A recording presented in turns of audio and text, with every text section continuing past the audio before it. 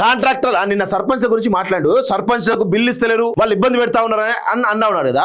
మీ హయాంలో ఎంతమంది సర్పంచ్ చనిపోయినా కేసీఆర్ చెప్పు, ఎంతమంది సర్పంచ్ చనిపోయారు? వాళ్ళ బిల్లు ఏం నువ్వు కదా, నీ పనికి మాల ప్రభుత్వం కాదా, నీ పనికి మాల చేతనంతరం కాదా? సిగ్గు లేకుండా మళ్ళీ సర్పంచ్ అంటే ఇప్పుడు సర్పంచ్ ఎలక్షన్స్ వస్తున్నాయి కాబట్టి ఇప్పుడు సర్పంచ్ బిల్లు ఇస్తారని చెప్పి మాట్లాడుతా ఉన్నావు.